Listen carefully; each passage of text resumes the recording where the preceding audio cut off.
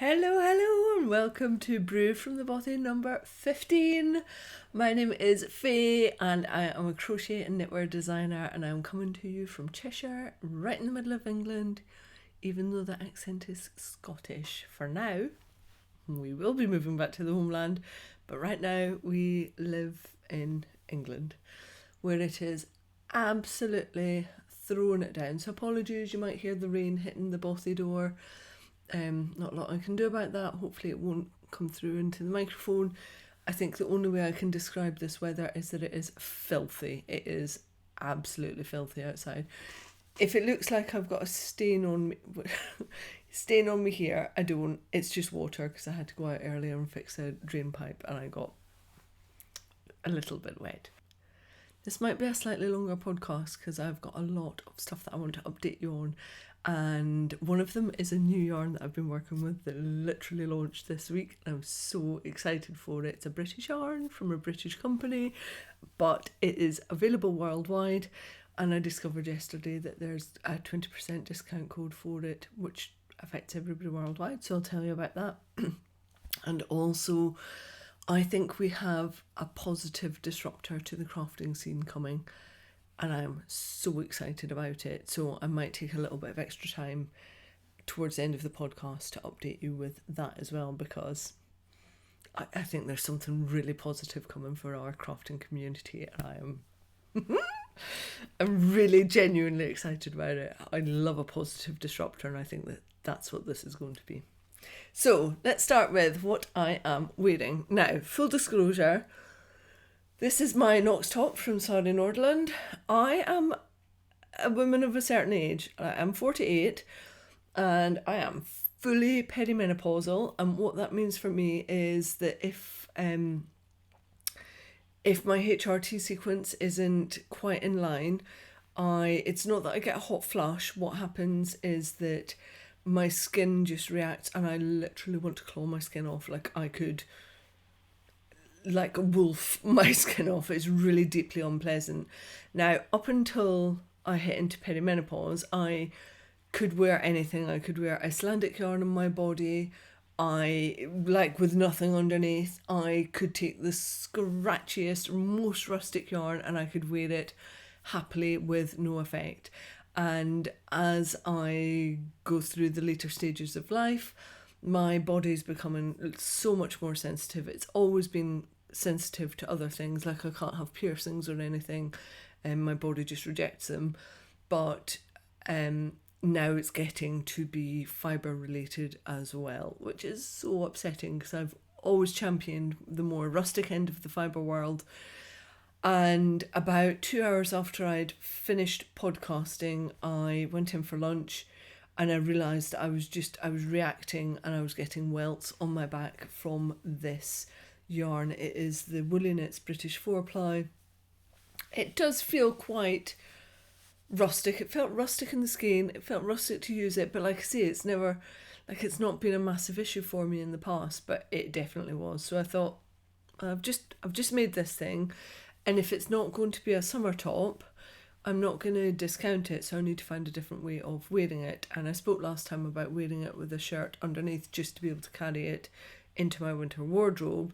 And today I got dressed and I was like, well, this is a cute little look that I've never done before. So this is not my usual look. And I found this little kind of cotton, almost cheeseclothy summer shirt that I haven't worn yet either because I got it from the charity shop a few weeks ago for a couple of pounds. But it's really cute. It's got, there's a lot of detail in the shirt that you're not going to see because I'm covering up. I kind of like the little peekaboo almost Victoriana collar. I'm loving the 3/4 length. I think that's a really nice look with using it as a vest top. I think that it's got too much material for me to have it hanging out. It looks nice on the back because it fits me well across the back, but there's kind of an excess of material at the front. So I think this is more likely to be a tuck it in job, nice brown belt. That's how I'll wear it. But I'm hoping that I've managed to give my Knox top a second lease of life right the way through autumn and possibly winter. I did try this with the little lapels down as well, but that was a bit too... I'd rather go Victoriana than back to school, so we're going to keep that a little more low-key. But it feels really cute. I'm really enjoying it. This is not my usual look, but I'm going to see how I wear this in my wardrobe. It doesn't itch me like this, which is great. And yeah, I'm really pleased with it. Now, what I would say is I've got lots of other woolly knit British wool in my stash, and it doesn't feel as rustic as this. This feels like another level, and I know lots of people really love woolly knit, and I've made other stuff with it in the Aran way, and it feels much, much softer. So I think what I need to do is go and thoroughly test. Woolly Knit have got a kind of factory shop up at Diggle, Yorkshire way, which isn't too far. And I think I maybe need to day trip out to Woolly Knit and go and squidge all of their skeins, because it's labelled as British wool, so that, you know, I don't know what the control elements there are for what the blend is. So I possibly need to go and squish and see if British wool from one skein is not the same as British wool from another skein. But then that makes it harder to design in, because you can't say for sure it's going to be this level of softness. I need to go and investigate a little bit more. But my Knox top has a second lease of life. If you can see my massive bruise, by the way, I tried to give blood and I was low on iron, and then they tested in a vein. So apologies at my massive ugly bruise. But that's why, basically, she kind of rammed the needle in a little bit and reacted to it. Right, so Knox top has a second lease of life. I'm loving it. It's fantastic. And I feel really cute.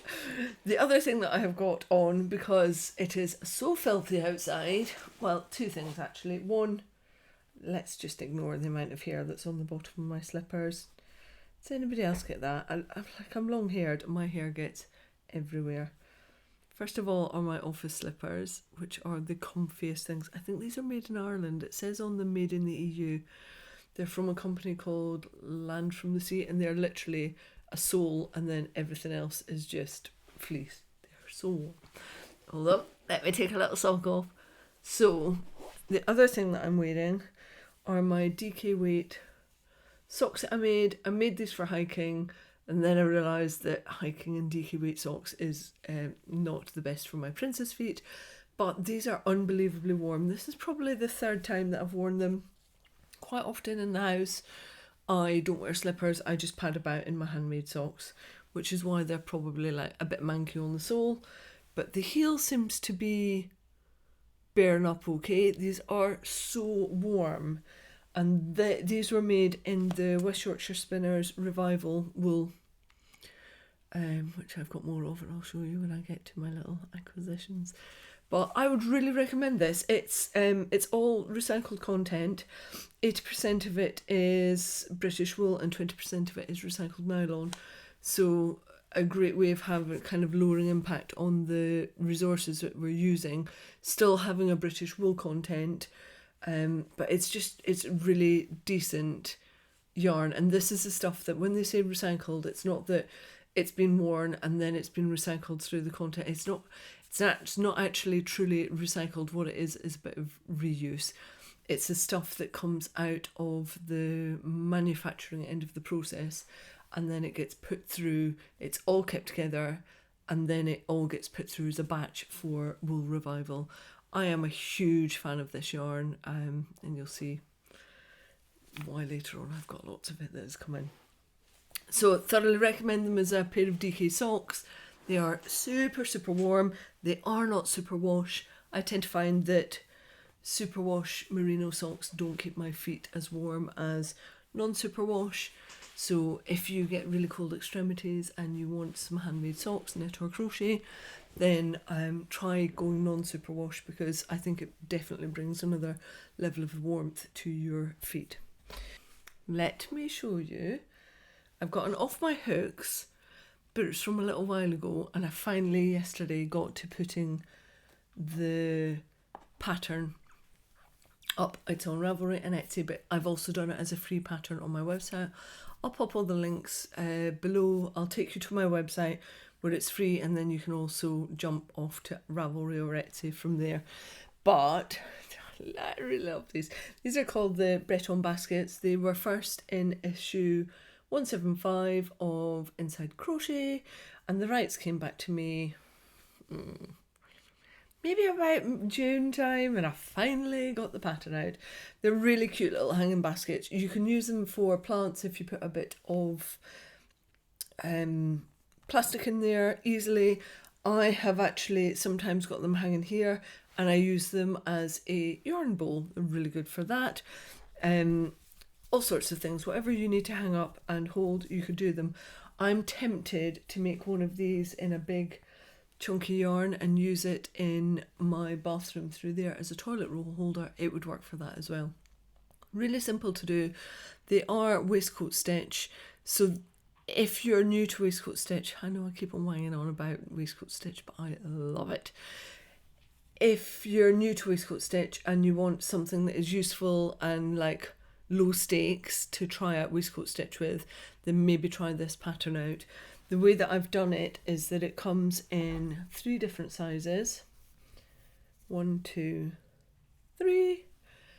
And we've got 6 different motifs that you can choose from, and the 6 motifs work across all 3 sizes because they've got they're all worked on a 10 stitch repeat. So I tried to simplify it so that no matter what you needed, you could make it work. So I used Crea Deluxe organic cotton for these because it's my favourite organic cotton, and I think the price point is really decent for organic cotton as well. But I've also provided some yarn substitutions for you in the pattern. So if you fancy hooking up something a little bit different for your home, then this might be a good option for you. Breton baskets. I also love that it took me a little bit to get the shape right. It's a little bit honeypot, which I really quite like. You can do them without the hanging basket and they will sit up because of the beauty of waistcoat stitch. So yeah, cute little pot, cute little pots if you need some encouragement to try waistcoat stitch. Go on, do it, you know you want to. Right, so that is off my hooks. I'll pop all the links down. Soon on my hooks, I have a lot of crochet commissions on at the moment, and I got 2 knockbacks, which I was like, it would have been really nice to have been in those publications, but the sense of relief when I didn't have a load more pressure coming on. So I didn't get into the Lina Crochet 2 book, and I literally was like, oh, thank you for not choosing my design. I'll use my design elsewhere. I won't show it to you, but I'm so happy with it that I for sure will reuse it for another publication or for self-publish. So I didn't get into Lina, and then I was asked to do a last minute submission for the John Arbon Annual number 7, and I didn't get into that. And again, I was like, I need to spend time getting older patterns out and updated. So it was a sense of relief to not get back onto that hamster wheel of more and more and more publications, because I've got so much on my plate at the moment. So there's not a lot of crochet that I can show you at the moment because it's all super secret commission stuff. But I want to show you what it is that I am eyeing up. So number 1 is, if I get a fair amount of use out of my Knox top, like this with the shirt underneath, and this is a look that I quite like going into autumn winter 25-26, makes it sound like I know what fashion is all about. If I get use out of it with that, then my plan is that I'm going to make a crocheted top as well. And I've looked out my friend Rosina, it's crochet designer, Zins and Roger, and she has, well, I need to say this right. Is it Fuzzy Duck? Otherwise I'm going to swear. Ducky Fuzz. It's Ducky Fuzz, and it is a tank crocheted with ribbing around the sleeves, ribbing at the bottom.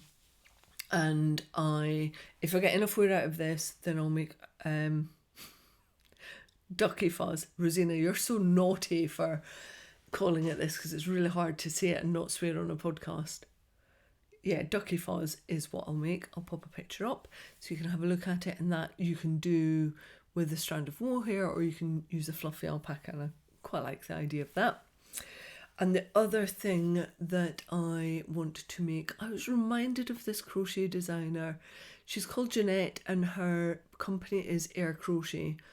And Jeanette was doing loads of crochet for a long time. She does like really gorgeous, refined crochet. I think she's Danish. So she's got that Scandi look, and she was definitely bringing that Scandi look to crochet. I've made a couple of her patterns before, and they're really nicely done. And then I was reminded of her Coast sweater, and I am in the mood for a big slouchy crochet jumper, like almost like as a I've got my pajamas on and it's early evening and I need a big jumper to put on, but I'm not going to wear it to bed. One of those. And I was reminded of her Coast sweater, so I am going to get my hook into this as soon as I finished The Sun by Marianne Isager, which is the knitted jumper that I'm working on. So again, I'll pop a photo up. It's beautiful, this jumper, and I'm really excited to get my hooks into it and be wearing it for this winter. So that is what will be on my hooks, but not quite there yet. I need to clear some projects off, clear a bit of headspace because there's so much going on before I get into it. Right, shall we look at what I have got on my needles? Last time I said that I was about to start and I needed to get cracking with a pair of heavy lace weight socks. And the yarn that I was going to use for that is Estiva, and it is by an Italian company called Lanavendol. And the reason I wanted to use this is because it is a proper mix of 70% Abruzzese wool and 30% unbleached linen, and I want to test the linen for keeping my feet cool in my walking shoes and boots, but warm enough and comfortable enough.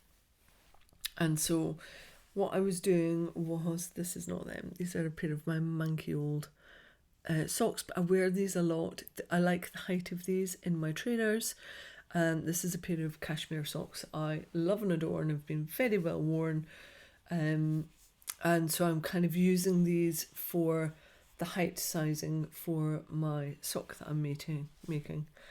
And this is how far I've got. They are taking forever. I've nearly finished with the decreases coming down through, but this is an 80 stitch sock. Normally I would use a 2.25 mil needle and I would do a 60 stitch sock. So for every round I have an additional 20 stitches to do.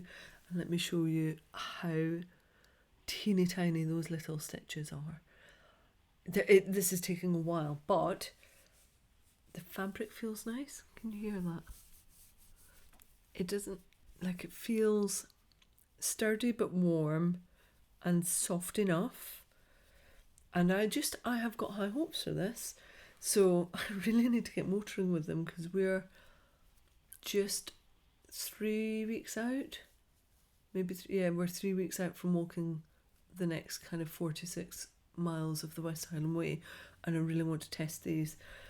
I've got these, a pair in John Orban Exmoor sock and a pair in Johnny at Garthenor's Snowdonia sock yarn, and I want to try wearing all three out on the walk to see how they all fare, because they will all be brand new socks to my feet. So that's the plan, is to test out 3 different types of sock yarn while I'm out on the trail. I need to get motoring with this, but so far so good. I have high hopes for this sock and what it might do for, like, not just walking but also trainer socks for being quite comfortable. I'm really hopeful that that linen content will just regulate the temperature of my feet quite a lot. And then the other thing I wanted to show you was the sun top. Now, let me delicately pull this out, otherwise I'm going to have balls of wool going everywhere. This is the first major Intarsia project that I've really undertaken. And what I've found is, because I'm managing 7 balls of yarn and you're kind of moving them along, and so it's actually easier for me to either sit at my desk, because then I can manage the balls and they're not flying everywhere, or to sit in the living room. And the way that I sit in our living room is I do it with my feet up on our coffee table. And I've found that if I've got like a lap desk thing with a cushion on it, and I can have my phone on there, and I can have the yarns lined up on that and then move them to the side of me when they're out of use. And that's a really easy way to move the yarns round and keep them in a sequence.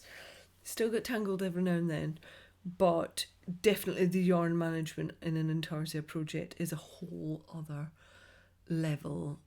And I don't think I help myself by having my main colour as the dark chocolate brown that I've got. Right, I am just going to have balls going everywhere, except your feet, Faye. Get on with it. So, let me show you. I put a few hours into this last night because Yarndale is looming and I really want to wear this to Yarndale. Oh, yeah, we've got balls on the ground. It's going to be massive. Right, I'm just going to hide myself and show you all of the colours that I've got in. So, the premise of it is, let's see if I can do this, is that I've got three different shade tones, and 2 different colours. So these ones in the middle are kind of the mid tones of the copper and the blue. And then on the bottom I've got dark copper, light blue, and on this side I have got light copper, dark blue. So there should be like some semblance of order and they don't just look random. I'm not really a random girl. I think I'm really hopeful this is either going to be stunning or bloody awful, and I just don't know which way it's going to go. I'm so close to finishing. I'm now on the second. There are only 2 repeats of the stacked circles that happen, and I am on 1, 2, 3, 4, 5, 6, 7, 8, 9, 10. I finished off 11 last night, so I've got 7 more of the colour stripes in the top circle to go, and then a couple of rows, and I don't even think it's got neck shaping, who knows. The pattern gets you to put Intarsia on the back as well. I'm not doing that, I'm just doing a plain back. So when my brain hasn't been able to cope with counting in Intarsia at night, I've just been working on the back panel instead, but again in very dark brown yarn, which is a challenge. I've got a really decent night light, but it doesn't last like a 5-hour knitting session. Right, would you like to know what new things are coming to the industry? First up, I am working on a commission that I can't show you, but I can show you some of the yarn. And it dropped, I think, this week. And it's a new yarn by West Yorkshire Spinners, and it's a collaboration that they have done with the William Morris. I think it's like a foundation. I don't know if it's to do with the Morris family, but you see Morris stuff everywhere. So whoever is dealing with the intellectual property that was William Morris's are doing a really good deal of it, because obviously there's wallpaper and textiles, there's all sorts going on. But West Yorkshire Spinners have worked with the Morris, let's call it foundation, to create a new yarn called Morris, and it's 100% British wool. Let me give you what the blend point is. So it is 50% Blueface Leicester, which everybody knows and loves. Softy soft, beautiful, takes dye really well because it's a very whitey cream wool. It's beautiful. 25% Massam. I really like Massam. It's soft, but it adds like a little bit of structure to things. I really like Massam. One of my favourite yarns is 75% Blueface Leicester, 25% Massam, and it's one that Laxton's produce in Yorkshire. And then 25% Blue-Faced Kerry Hill. Again, structure, a little bit more rustic, although that must be a cross if it's Blue-Faced Kerry Hill, I think. And this is coming out at 112 metres per 50 grams, that's 122 yards.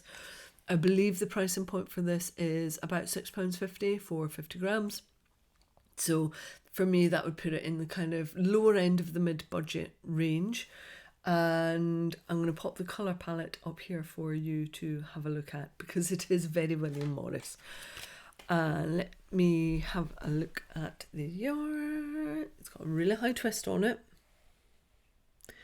And can you see it's just got a little bit of fibrousness to it as well. But it's not so toothy that you don't get really good colour definition. And also, I know that this frogs back really well because I had to frog back about 12 hours worth of work on this commission. And the yarn came out and it didn't come out all kinky from where actually this had been frogged, and it's not all kinky. All of this ball had been frogged back, and look, you just wouldn't know that there's any difference to the condition of the yarn. So it's really hard wearing, but it's also soft and structured. It would look amazing in cables, but I also think it would work really well in colourwork, crochet and knitwear. I would fare well with this if I needed a DK colourwork something, I would use it. So the two colours I'm showing, because I don't think they give anything away from my commission, is the light blue, which is called Hyacinth, and the dark navy blue, which is called Blackthorn. Really beautiful. And just for a reference point, this is one of my favourite go-to books when I need a little bit of colour inspiration, when I need to look at colours that will go together, but in my head I think they will clash, but actually they bounce off each other really well. I come to this book. It's a Thames Hudson book by the V&A, and I went to it to look up they've got a couple of pages on William Morris, but like this perfectly reflects, I think, the colour palette that they have pulled together. I'm looking at two on my screen. I can see this page that I'm holding up, and I can currently see a screen that I've got open with all of the William Morris colours that West Yorkshire Spinners have got, and it is pretty reflective of this. Even there's another page. So really good pinks and like muted blues and greens. It's a really beautiful range. And I know that a lot of people globally use Wool Warehouse because they're really good at delivering and they're quick at delivering, and they're a UK based wool supplier. I discovered yesterday that they also have on just now a West Yorkshire Spinners 20% off discount code. I tested it yesterday. I did not buy more yarn, but I did test it to make sure that the basket worked, and the code is WYS20. I don't know how long it lasts for. It's just a discount code that I found in a Facebook group. So if you really wanted to test out the West Yorkshire Spinners or any of their other yarns, then Wool Warehouse have 20% off. Let me enable you to go and buy some good old British yarn. It's British spun. They do a lot with British yarn. It's a really good British company that predominantly use British wool. And while you're there, I know that they've got lots of wool revival in, so I would give this a whirl as well if you're going to go and put a purchase in with Wool Warehouse. So, Morris yarn, thoroughly recommend. Good, sturdy. I would make jumpers out of this very happily. I think this is a proper British workhorse yarn that is at a really good price point with a lovely colour palette. Go and have a look. So the next thing I want to tell you about is what I would term as a positive disruptor. I think it can be really healthy when something completely fresh comes into a community or a system because it shakes things up. And I thought we were maybe going to get that a little bit when Ribbler came on the scene. Ribbler, for those of you that you don't know, is another pattern website. But from a design point of view, their process for uploading a pattern it's too much, and I want ease of process, not to add extra layers on. So for instance, when I did the Breton baskets yesterday, that was a day's worth of work to get the free pattern up on the website and to get it onto Ravelry and to get it onto Etsy. It's a lot of work for designers to offer on different platforms, and I definitely want to offer my patterns beyond Ravelry, because I know that people continue to have problems on Ravelry, and I don't do a lot on Ravelry because of that, because like I want to support people that have difficulties, and I want to support that situation, and I want to make sure that we have community elsewhere beyond Ravelry, basically. So the thing that is coming is kind of like a sales platform and a community platform all in one. They've been building this up, and it has been in beta testing for a little while. This has been in the process for 2 years now, and it is called GoCD. And what they are doing that is a positive disruptor, I think, is that they're actually working with Ravelry, with Etsy, and they're working with Lovecrafts, and they can also host designers' own websites as well as a sales platform. So think of GoCD from a maker point of view. So the thing that you might sign up for is that you can go in and use it almost like you might do on Pinterest or Instagram for images, or a Google search, for want of a better search engine. Let's just call it Google, where you could go looking for a pattern and find it in GoCD, and you can link through to a designer's own landing page, and you can see where they've got that pattern up for sale, and you can click out for those sales, so it will show you whether it's on Ravelry, Etsy, or their own website. And but really amazingly is it doesn't matter where you buy it from, so you could buy a pattern through GoCD on Etsy and it will appear in your library in Ravelry.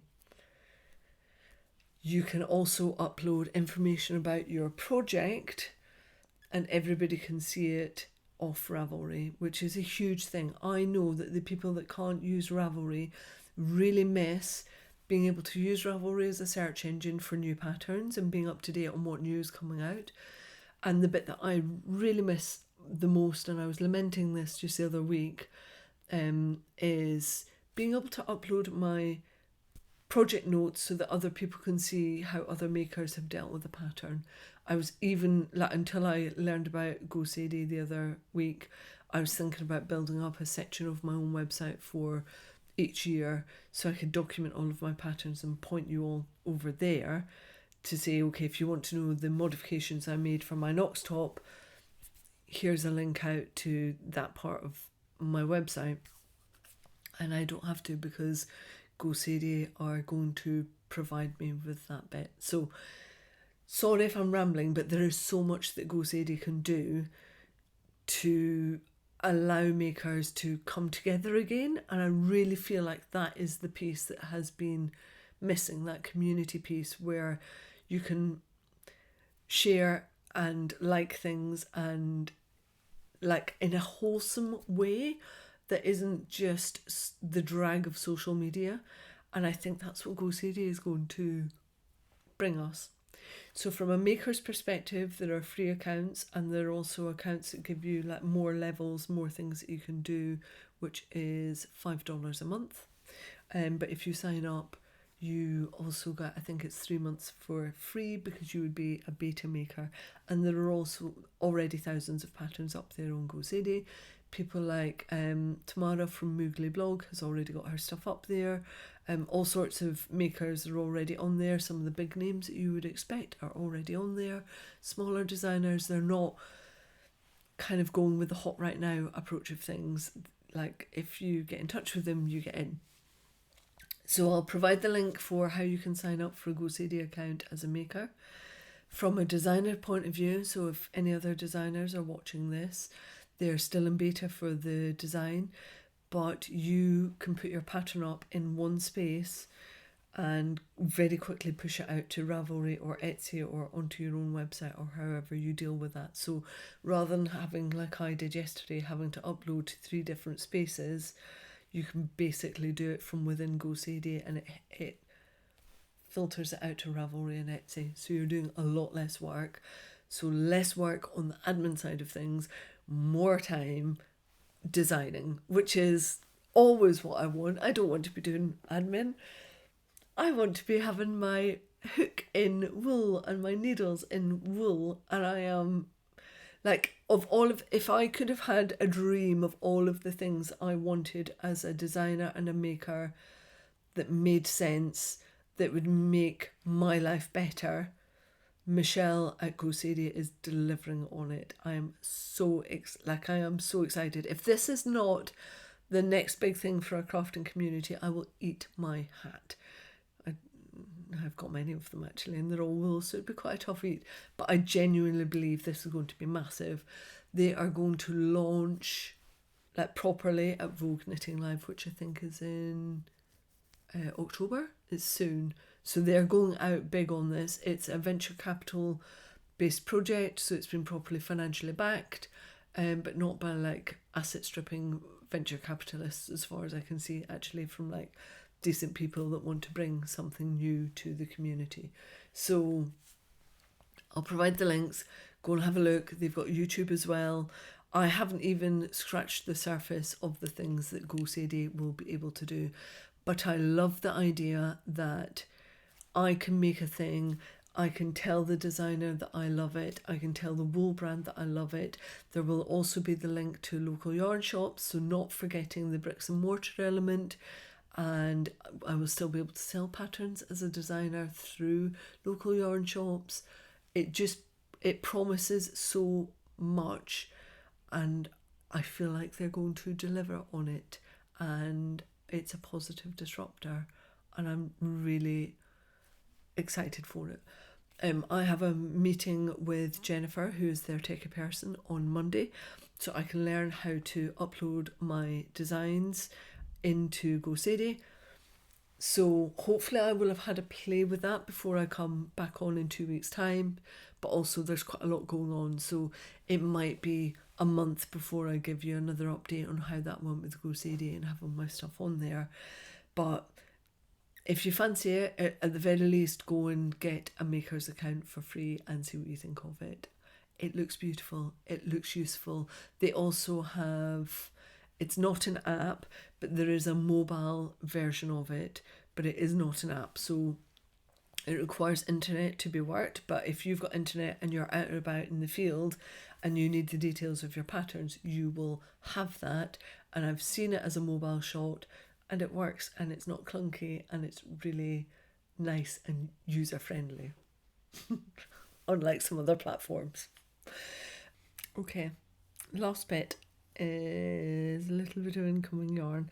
I put a call out last time round because I was looking for a budget-friendly yarn that would have that drape. I was looking for something that maybe was a mix of wool and bamboo or silk or something, but I needed a budget friendly option, and I think it was, I want to say Sophia, thank you for coming back to me and suggesting World of Wool's alt yarn, which is actually 100% bamboo. Look at the sheen on that. It is so beautifully shiny, and it is going to deliver exactly that. And I think this was £6.49 for 100 grams, so definitely in my budget friendly wheelhouse, and I think this will do exactly what I would have needed for the likes of the popper knot shawl that I finished off last time round.